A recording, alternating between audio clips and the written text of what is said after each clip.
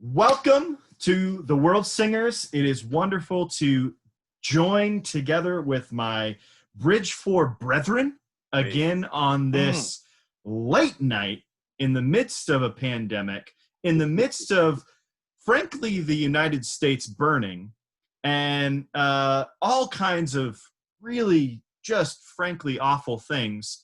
We're here to talk about a pretend book. And I couldn't be more excited.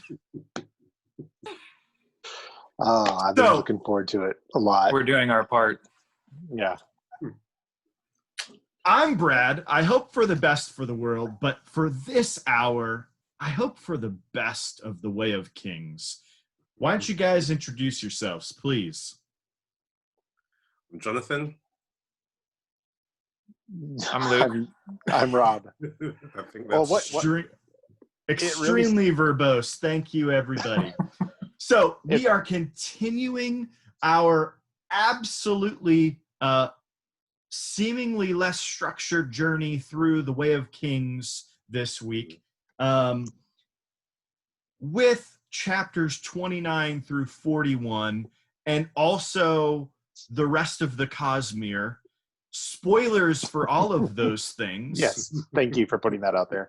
We will also likely venture on tangents that have a Christian flavor because all four of us work in some professional Christian capacity. Yeah. So that's who we are. That's what we're doing.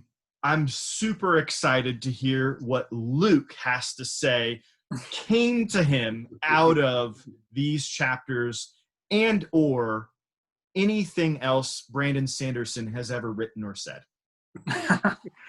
So first of all, this whole section or part 3,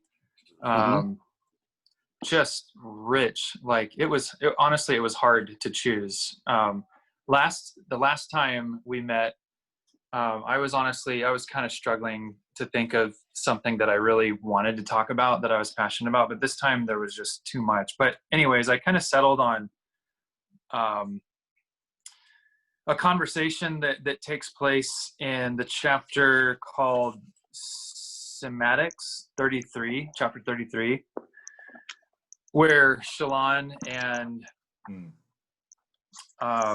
Capsule are having a conversation together over some bread and jam, some simberry jam. And it's fascinating how, so the chapter starts and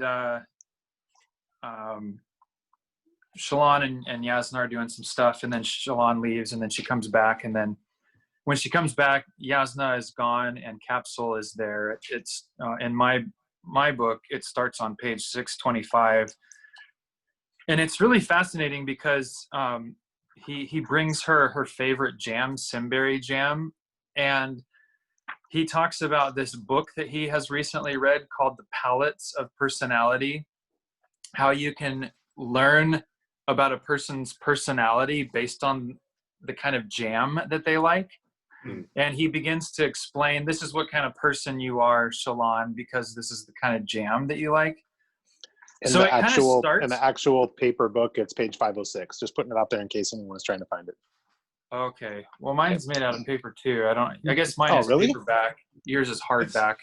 It's a lesser paper. There's differences? How many pages total does that have? I'm sorry to totally derail this. I just didn't know this. And 12:58. 5 minutes in. What? Yeah. I thought I thought for sure, because you find people referencing pages all the time. How would they know if they're referencing that or a hardcover? And so now we discover why chapter and verse was invented. Exactly. We need to simplify this. I think we need to just take it upon ourselves to chapter and to verse. Yeah, 100%. Sanderson for him. Yeah. So you are now. I mean, it took the Bible a few hundred years. It might take Sanderson a decade, but yeah. Okay, so chapter 33, verse 62. Yeah. Okay. So there's kind of there's a break in the chapter.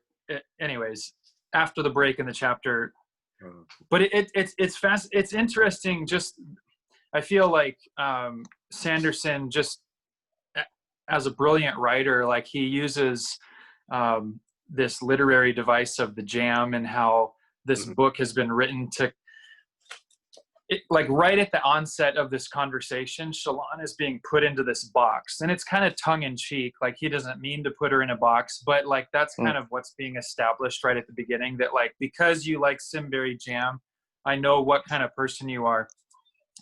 And even though it starts like as a joke, as the conversation progresses, like we see that that this is in a sense what Vorinism is all about. That Vorinism is all about putting people into boxes.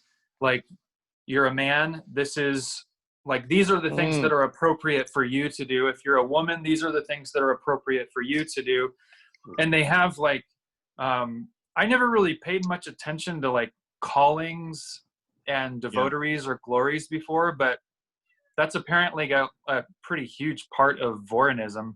Yeah. Like everyone has a calling, or everyone has a glory, which the devoteries are based on, and the glories are like justice, humility, purity, inquiry or something.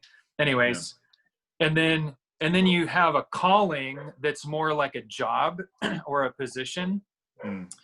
And these glories and callings like even further like put people into these boxes. Like, this is not only who you are going to be on this earth, but when you get to the Tranquiline Halls, you will continue to be, if you're a farmer on this earth, you're going to be a farmer in the Tranquiline Halls. You're just going to be a better farmer, If you're a soldier here, you're going to be a soldier in the Tranquiline Halls. You're just going to be a better soldier. Yeah. So, but what's fascinating to me is that, so this is Vorinism, right? Vorinism is essentially, putting people into these boxes and saying, this is who you are. In a sense, like, this is who God has created you to be. Don't dishonor God by going outside of this box. But then when we actually look at the actions of God with people, with the Radiants in particular, honor and cultivation and etc. are like calling people to be very different from what's deemed to be acceptable. So I have a question about that, actually. I like on what you're talking about. Like, so the Almighty, we find out, is they've been calling honor the Almighty, but honor is dead. Is the Almighty a different, separate, like, being that they thought was honor, or has honor always been the Almighty? Well, that's how I understand it. That honor to Vorinism is the only God on Roshar. Like, I'm not sure how cultivation fits into their theology, if cultivation even does. Like, it sounds like people who believe in cultivation are deemed as like superstitious. Like, that's a totally different religion, Right. So like, the Almighty, in my understanding, you guys can correct me if I'm wrong, but in my understanding, the Almighty is synonymous with honor, or Tanavest, the holder. That's how I always took it. I always took it that people, maybe I'm really revealing my ignorance here, but I always took it that, at least from an Alethi Vorin point of view, the people who are more looking at cultivation are like heretics, outsiders, tribal thinking people, like it's paganism, essentially. Like, like Navi, is that her name? Dalinar's wife, his wife that died. I'm blanking on her name. No, it's her name.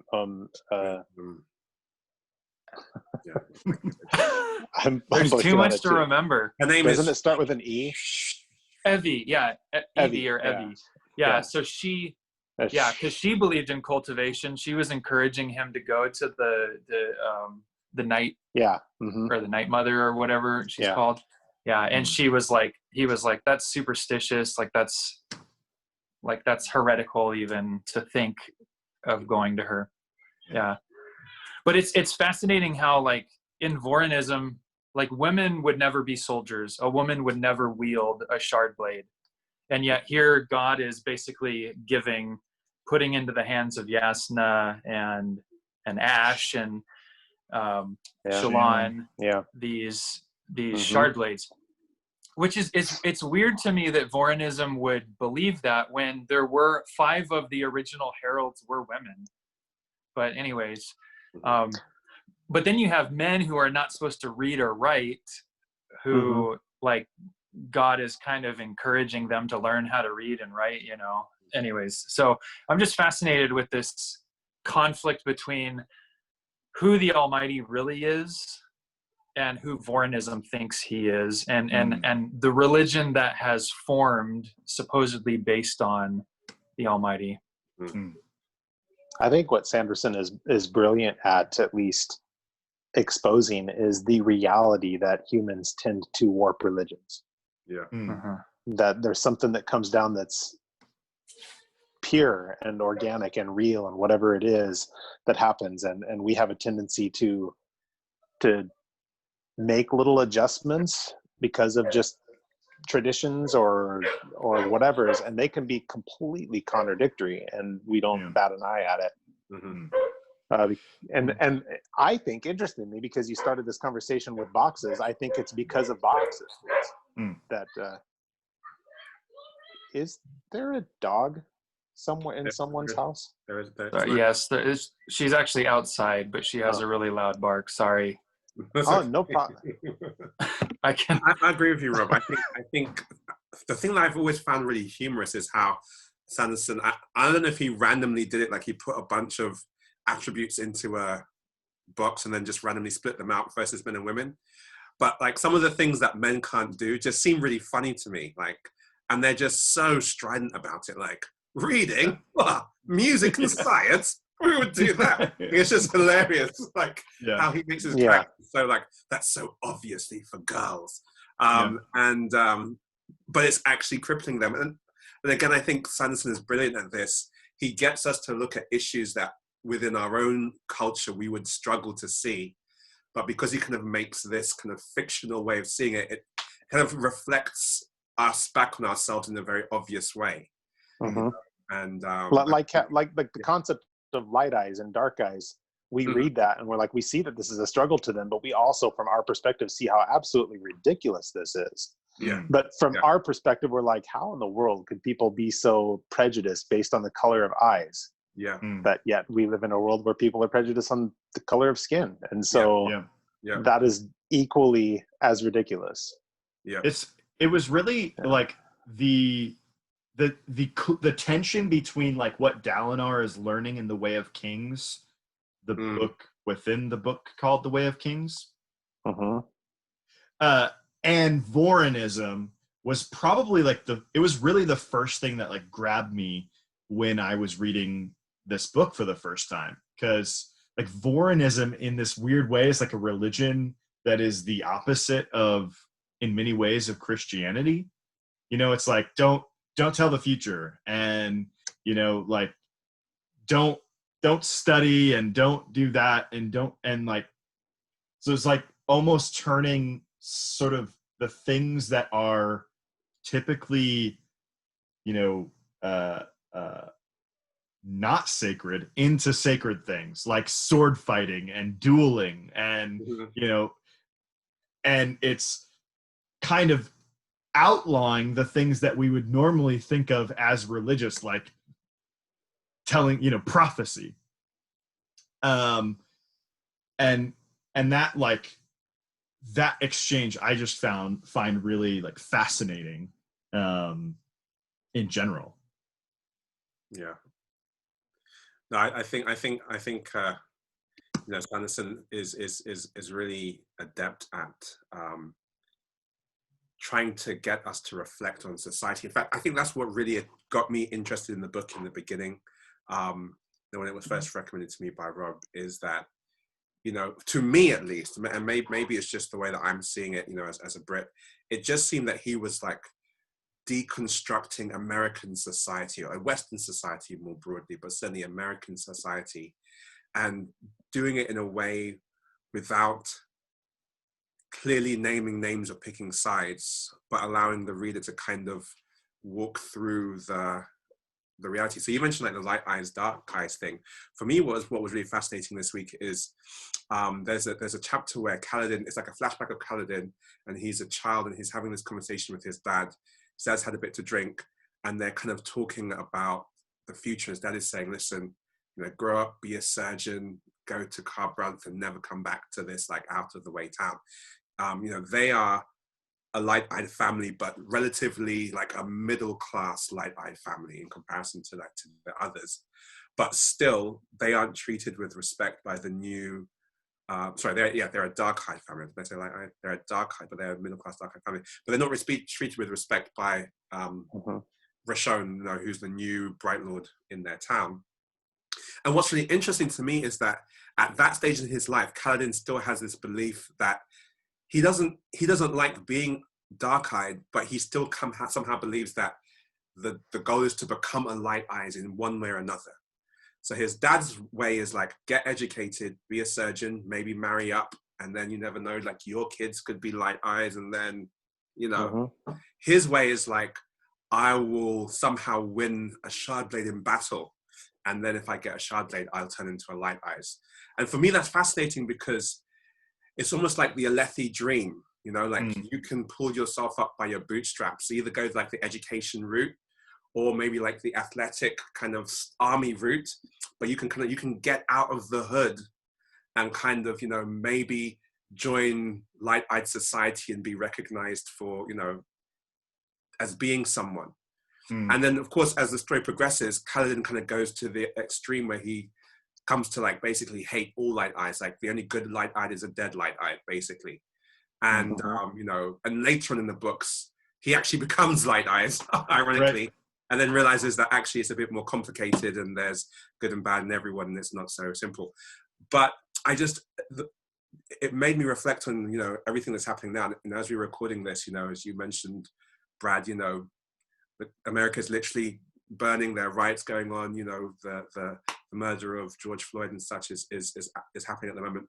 But what's interesting to me is how I think part of the frustration that we are seeing in some of these riots are people saying, for so long we thought if you can somehow play the system, you can become part of it.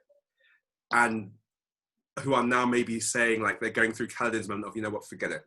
You know, it's all broken. We just hate everyone. We just hate the whole system. We just want to burn it all down. And of course, it's much more complicated than that. Like, it's not that you can say, well, this side is like this, or this side is like that, or these people are always good, these people are always not.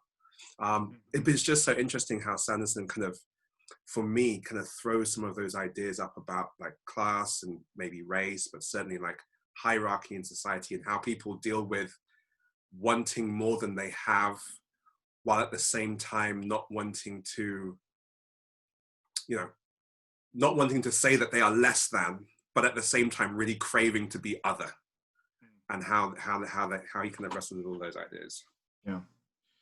Yeah, it's such a unique way of talking about race, particularly right now, obviously, and just the way that we see like how the world and the tension of the world, and we don't even really find out like how much of it is sort of artificially kind of forced on everyone by this conflict they're not even really aware of.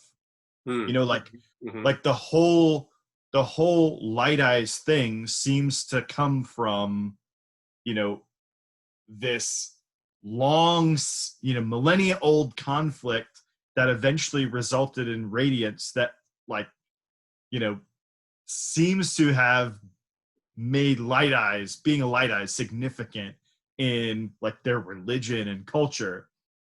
And now it's like just it's wholly cultural at this point. You know, the light eyes, like dark eyes, class, and I mean really race conflict and everything else. And yet like almost no one seems to have like really truly understood, like, wow, this is something that's been thrust upon us. Like, this is a result of this deep, terrible thing that's been going on for longer than any of us have been alive. Yeah. No, it's fascinating that you say that, and this might be going like way into the long grass, but like the idea that there was a time when, I wouldn't even say light eyes, but like bright shining eyes meant you were irradiant. I mean, you could have had whatever normal eye color, but like when you're using stormlight, like your eyes are shining, and so that light, bright appearance reminded people of a time when people were powerful and were able to actually do stuff. And so people who had eyes that were lighter, though they weren't shining, somehow got associated with that, right? It's interesting to think about how colorism became a thing among humans, right? Because obviously there is racism, but like there is colorism everywhere. In like anywhere you go in the world. It's one of the deep, dark, as it were, pun somewhat intended, secret is that even when among people of color, there is a preference for lighter pigmented people. How and why, we could speculate, but here's a crazy speculation. There are some who believe that the Bible describes that in the very beginning, human beings had a glow that was connected with a spiritual connection to God, that was beyond skin pigment, but it would create the appearance of brightness. Like, and there are throughout Scripture like times when Moses, beings or people who have been in the presence of God, angels, Moses, appear to be shining. Again, not that they were Caucasian, but like they had a sort of glow from them.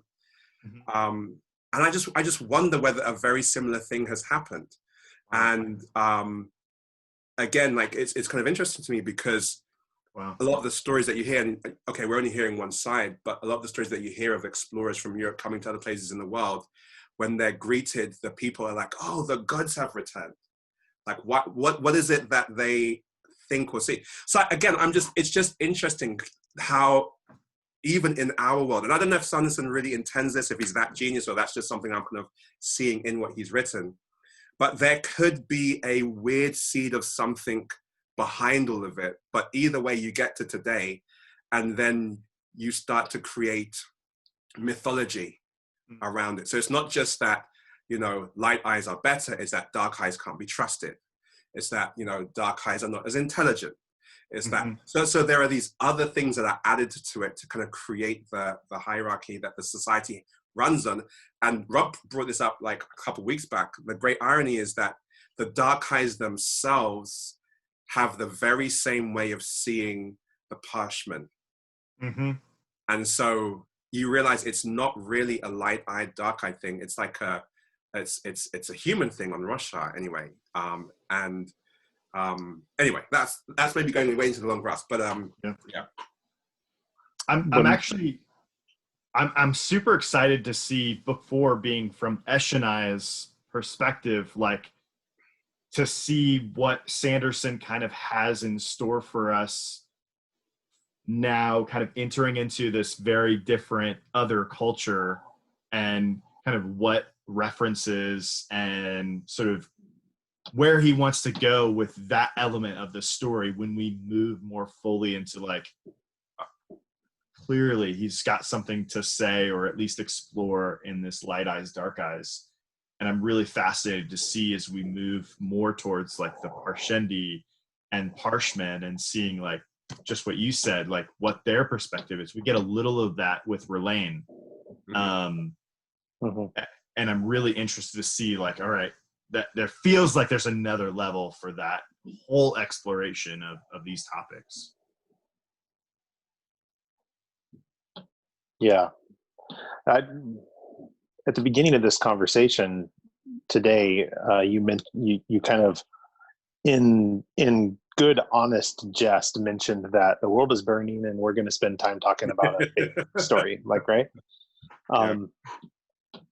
I have loved this story for years now, because it spoke to me of things that are true, and it spoke to me and made me really connect with ideas that I felt like are very, very relevant, very real. Mm-hmm. But it is shocking to me how on the point this story actually is for the world we live in today, and where things are going today.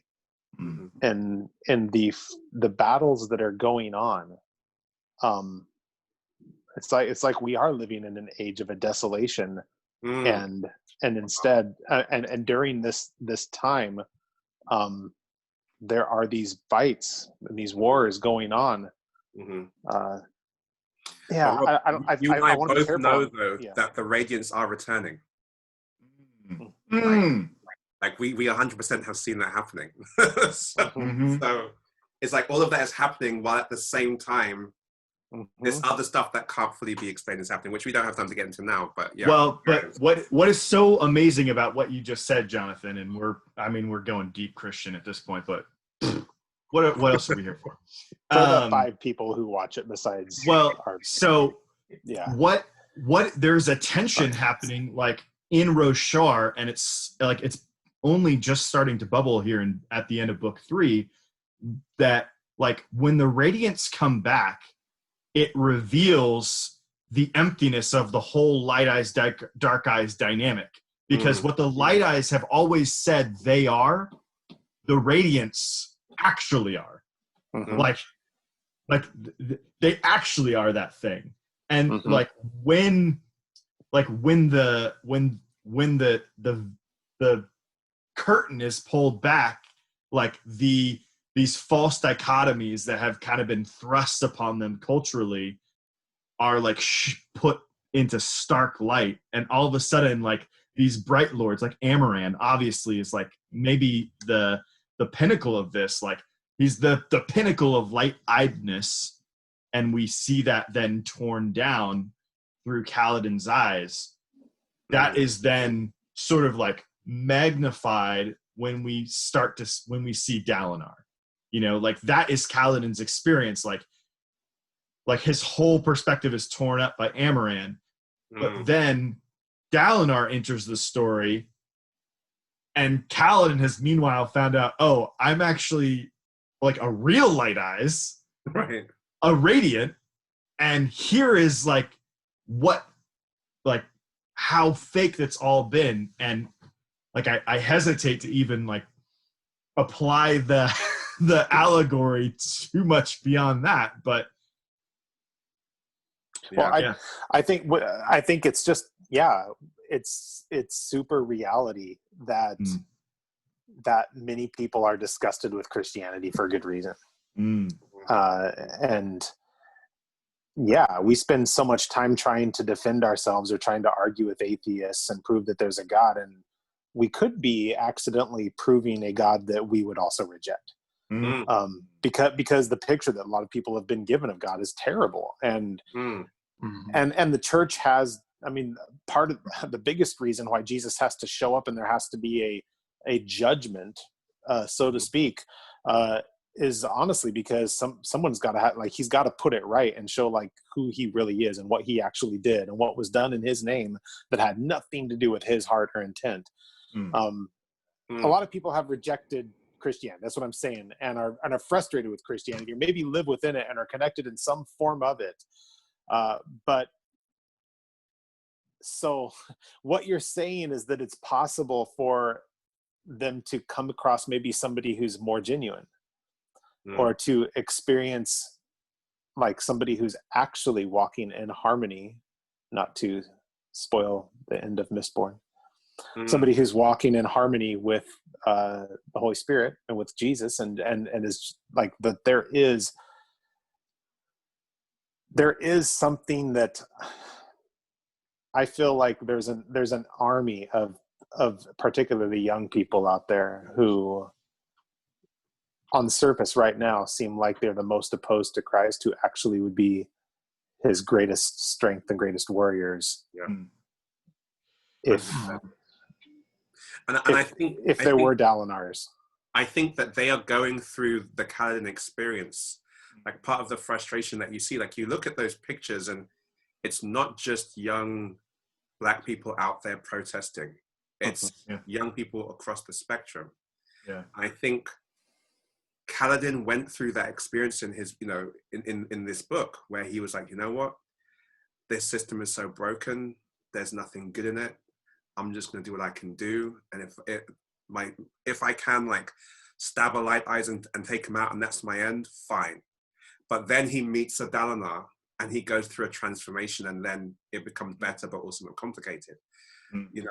Is it too much to hope for that can happen in our world right now? That these same Radiants who are emerging, who are not just trying to what's what I'm looking for? Trying to, like, keep the systems, be they religious, be they societal, just the way that they inherited them, who are frankly scaring us as leaders because they're ready to tear everything up in our tradition. And we can see that they have something, but at least for me, it's like, oh, but you scare me, you're going to go too far, you're too powerful, I'm not sure how he can control you. The things that we used to say about stay in this box because you're like this or you're like that, you guys don't see boxes anymore.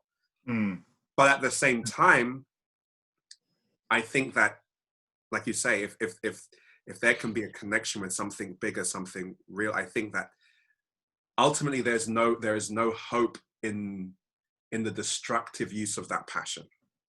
Like, just well then it's all crap. Let's just burn it down. I think ultimately that's an empty place to be, a depressing place to be. And, I'm an optimist, so I believe that. I believe that change is going to come, and people are going to figure out something bigger than everything that was before. Anyway, I'm done now. This may be a good point to transition into the subject that I had thought about while reading this time. That's all right with you guys.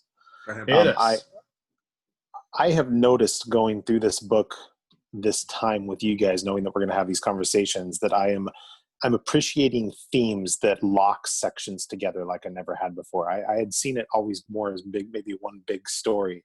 And then I started to notice, in part 2 that we did a while ago, or a couple times ago, I started to notice that there was a major theme going on of identity with everybody, who you are, and the expectations that other people put on you to be something different, or who you feel like you're called to be. Like, that was just a theme that ran through all these chapters that I'd never seen. And this time, similarly, I felt like there was a theme going on, which had to do with essentially the motivation of morality. Why be good? Why do the right thing? Why would you try, and from so many perspectives, you get all this motivation of morality from the very first chapter, where Yasna has the conversation with Taravangian, where Taravangian is kind of like, well, if you don't have an almighty, then how would you know what's good? And Yasna puts forward the argument that, like, my own heart tells me what's good. I don't need an almighty in order to have that. And but that's just like the start of it. I started noticing again, like, throughout all these chapters, these ideas came up, like Sadeas is motivating the bridgemen to run at the army, because if they don't, they'll be killed by him. It permeates everybody. Like this idea throughout that whole section. Why be good? And they're all wrestling with that from so many different angles. It's fascinating. I feel like the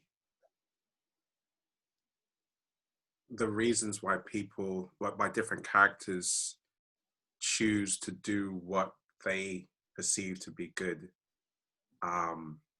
is different. Like, you have the character of Capsule, which Luke mentioned, who and maybe this is getting into another area, but like, who is motivated to do what he is doing, which we ultimately discover is kind of like he's being somewhat duplicitous, but he thinks he's serving some greater good. And so I find it fascinating, because people, in the name of pursuing what they believe to be good, are often in the book at odds with each other. And so why be good? What is good? Like, how do we know? How do the characters know that they are Sadeas thinks he's brilliant. He thinks he's saving soldiers, Yeah, just about everybody in the story believes that they are doing the right thing. Yeah. Just about everybody. And it just struck me right now that the one example I can think of that doesn't fit in the box is the one person who doesn't have morality, has totally forfeited his morality.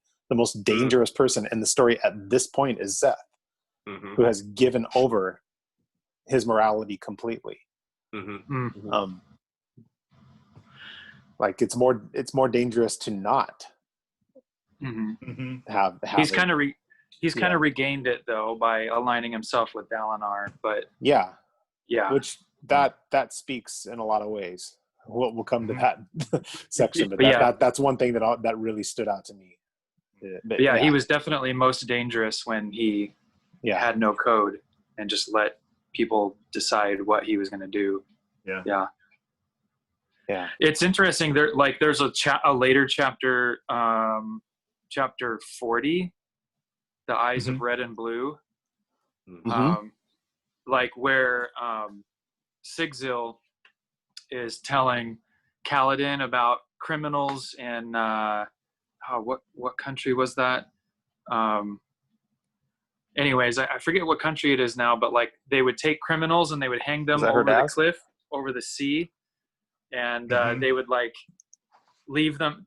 They would cut them so that like blood would be dripping into the ocean at high tide, and then like a great shell would come up. And I guess they would tell the criminals, if you survive the night, then you can have the the gem heart, because they would basically use the criminal as bait to kill them. And like every criminal went ahead and did it because they believed they believed in that one little bit of chance, that one little bit of hope that they might survive the night. But Sigzil was like, no one has ever survived the night. And he basically goes on to tell Kaladin that's essentially what you're doing with Bridge 4. Right. Like you're giving them hope, but it's a false hope. Yeah. But Sigzil is like, I've come to realize that like, but a false hope is still, it's good enough for me, basically, is what he says.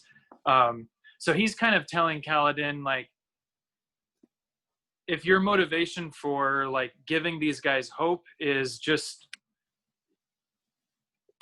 so that they don't want to kill themselves, like, okay, it's fine to lie to them and tell them that they're going to come out of this okay, That was a fascinating conversation. So can I ask you, Rob, like on this subject of like morals and motivations, like, is anyone in this story like just purely selfish? Like, I feel like almost every character has like that we've really kind of been introduced to enough to have some sense of their motivations.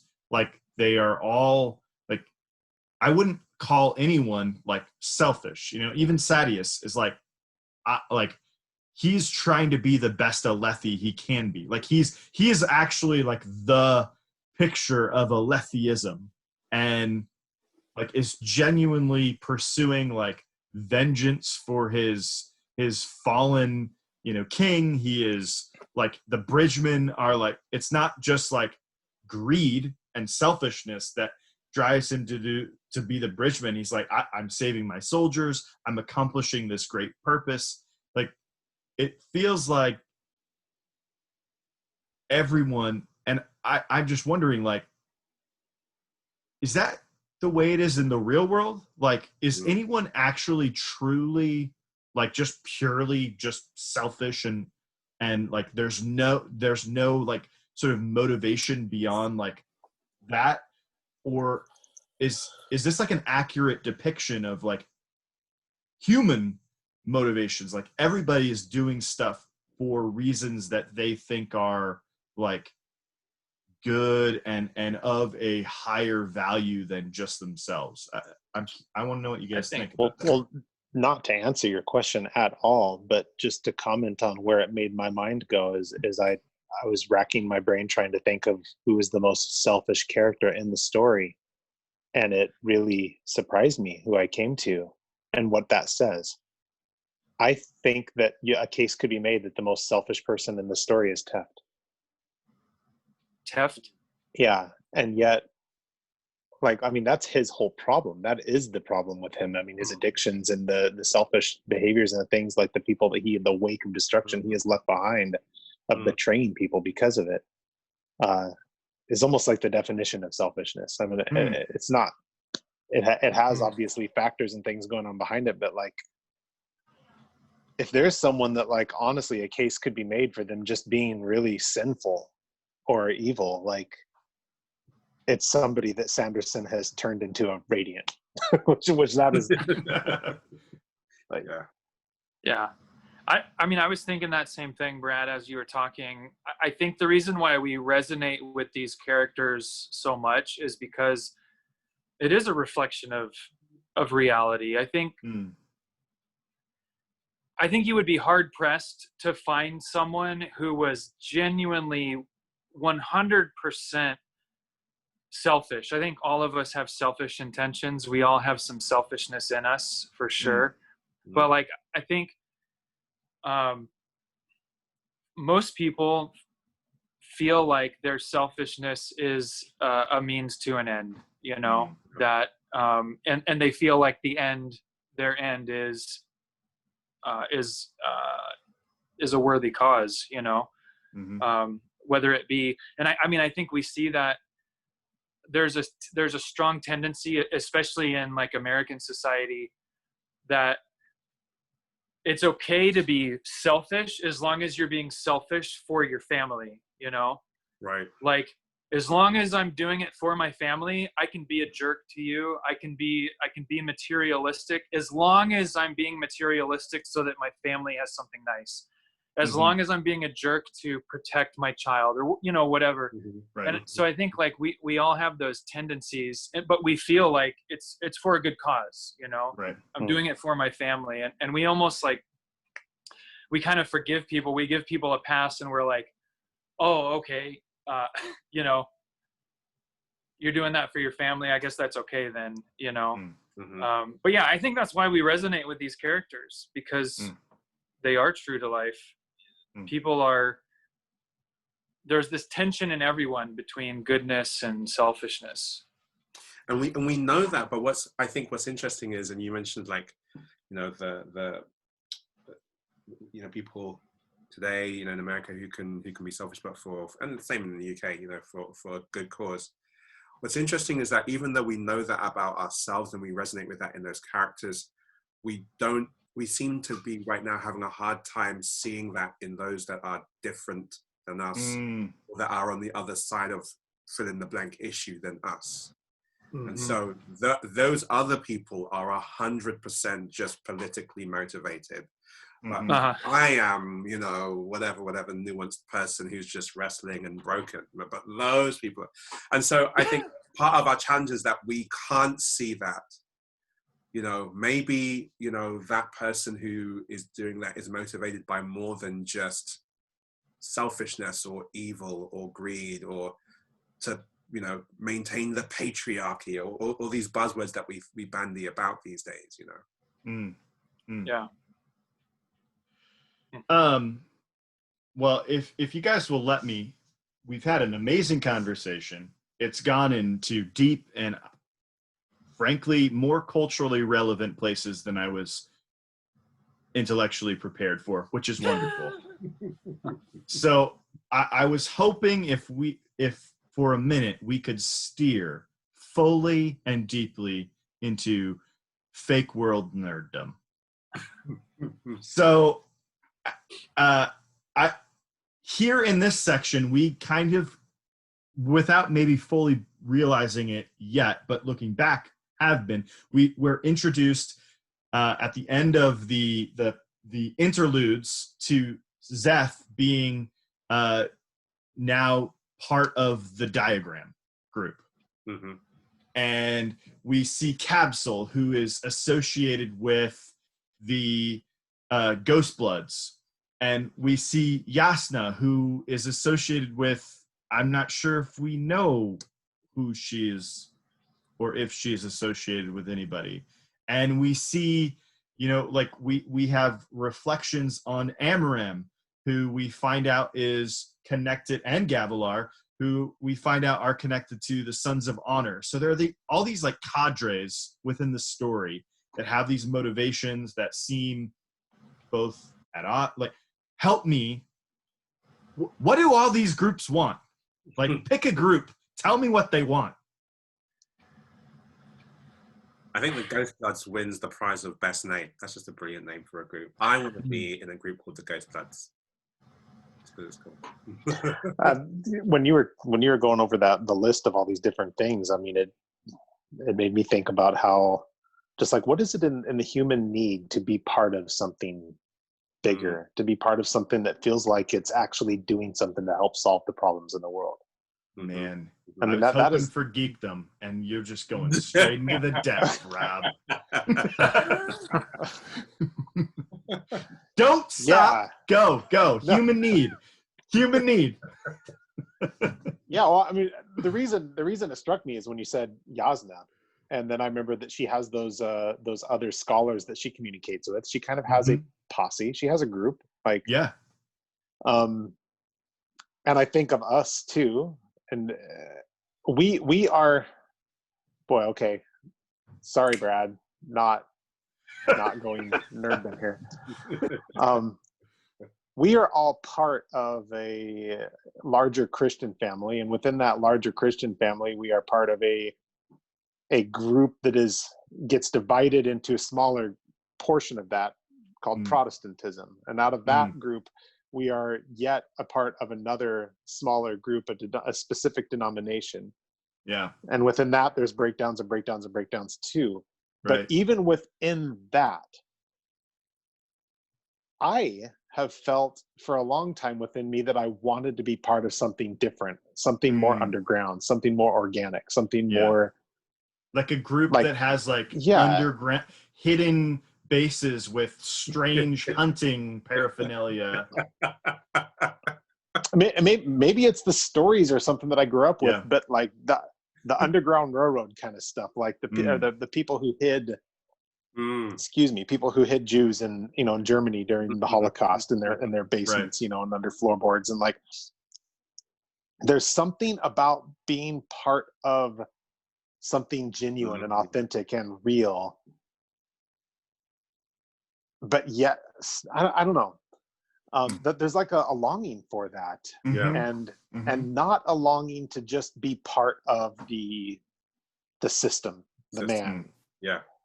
I love that, Rob. I think that connects to Luke's thing in the beginning. I think maybe Vorinism has caused this by being so prescriptive, and everyone like in public plays the part, but deep down they yearn for like to be a hero in the story. So they find these ways of convincing themselves that they're doing it, and obviously the idea of motivation. Why do what's good? They do some very strange things in the name of pursuing their goals. But I think it's Vorinism perhaps has robbed people of what they are looking for. Vorinism has created its own enemies.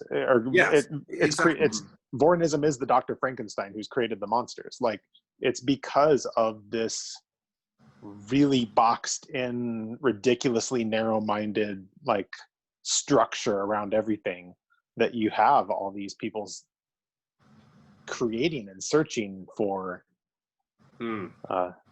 something that feels like it's actually plugged in and going to make a difference and help out, because all of them do. Like, all of them really are putting their best efforts together collectively, recognizing that by banding together they can accomplish more than any of them could alone. There's wisdom there for sure. And they're all trying to make a difference. Then the tension in the story comes when their conclusions don't line up, right, and are at odds with each other. And then when the real thing starts to happen and it's a threat to the fake thing you have built. Right. Oh, that's so true. Yeah. Wait, no, that can't be it. we've made badges. No.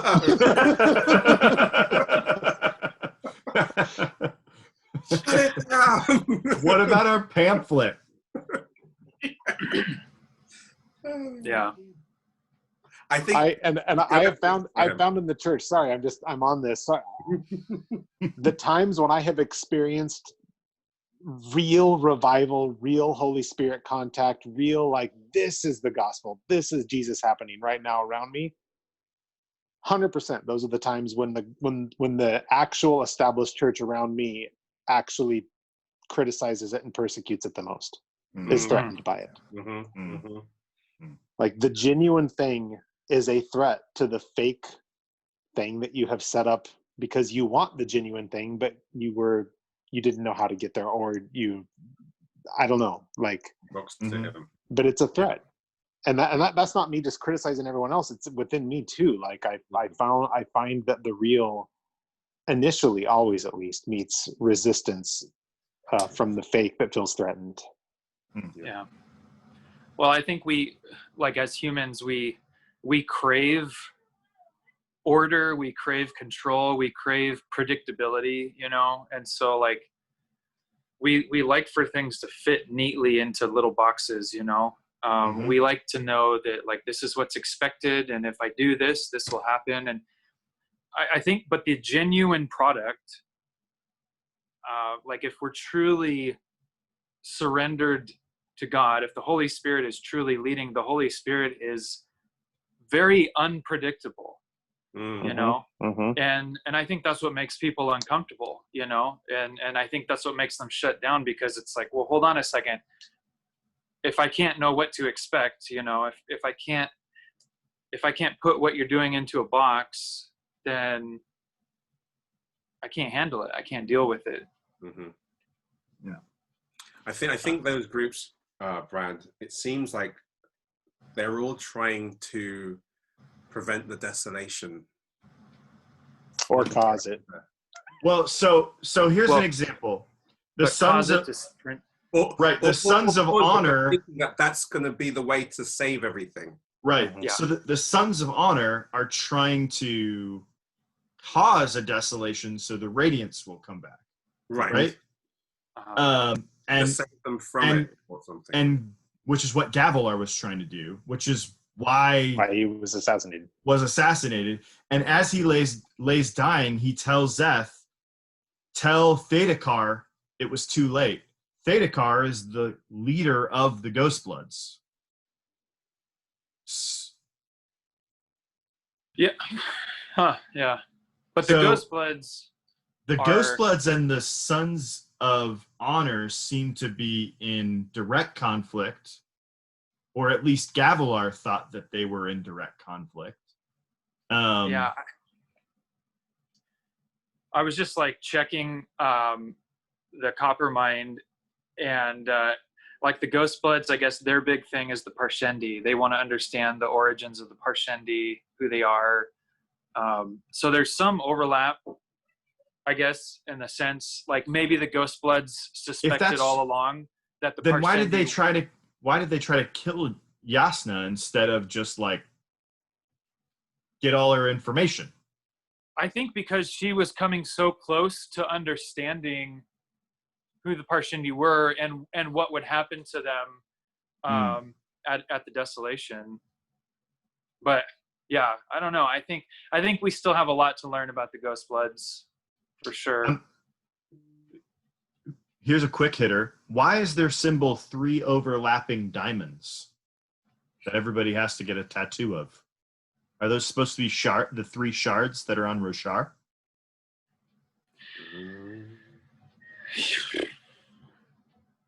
That's a good question.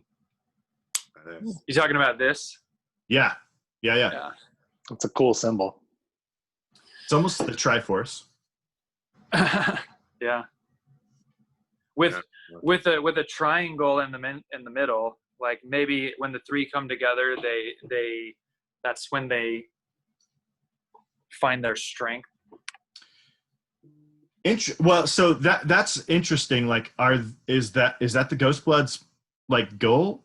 Are they trying to, like reunite the shards, because that's sort of what Wit wants, but also maybe what Odium wants? Maybe?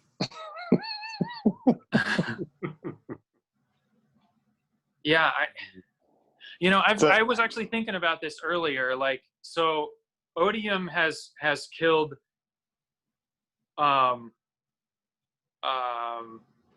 which ones has he killed? He's killed Honor. Well, he splintered Honor. So Honor like died, but he killed other shards and they didn't splinter. It sounds like, and that's what I'm wondering. Like, did he take on their power? And has he like taken on a different form now? Is he not necessarily, like he said he was odium, or he said he described himself as passion. Is passion like odium plus ambition, and I forget what the other one is. Anyways, devotion. So he's responsible for the deaths of devotion, dominion, ambition, and honor. Yeah. So did he take on the attributes of devotion and ambition and what was the other one? Not honor, but Dominion. Did he take on those characteristics? Aren't all those Vorinism? Like, isn't devotion, dominion, ambition, and honor all like essential aspects of Vorinism? Yeah, well, that's what's interesting, because like I was talking about the devotaries at the beginning, and there are 10 devotaries. We haven't learned what all of them are yet, but there are 10 qualities of honor, or how they understand it. But I wonder if the 10 qualities of honor line up with the 10 shards of. Well, there's more than 10 though, aren't there? 16. Yeah.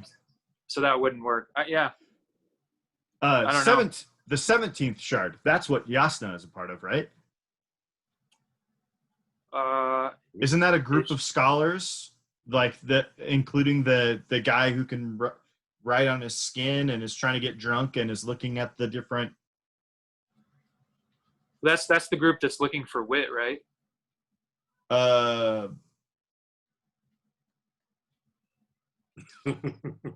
Thanks so much for tuning into the World Singers. back to that. That idea or that question of, is Odium holding those powers, or in some way influenced by them? Has he somehow become a little bit of some of those? Obviously it's hard to put honor in there, or it felt like it's like hard to put honor in there. And then you mentioned Vorinism, Brad, and how we can see echoes of all these things. You can also see a false vision of honor in Vorinism. They prize honor, they talk about honor a lot, but like there's a lot of those clues within the story about how they have a very unique view on honor. Like, you wouldn't dare, like actually, insult someone in a party to their face, but you stab them behind the back, with an assassin. That's just the Alethi way, like. Right. Yeah, like there is an honor. There's an appearance of honor that they highly value. Right. Yeah, you're not going to make fun of someone to their face, but you'll have a wit who will do it for you. Yes. Yes. Yeah. And within that, there's kind of an appearance of all those other virtues as well. Is that just an Alethi thing, or is that a Vorin thing? Like, I feel like all of those are like connected with Vorinism, right? Like ambition. That like they talk about like being ambitious as part of being. Like, well, maybe that. What is the is there a fine line between what is Alethi and what is Vorin, or is that commingled somewhat? Well, yeah, I mean, because Shalon is very Vorin, and she's not a Lethe.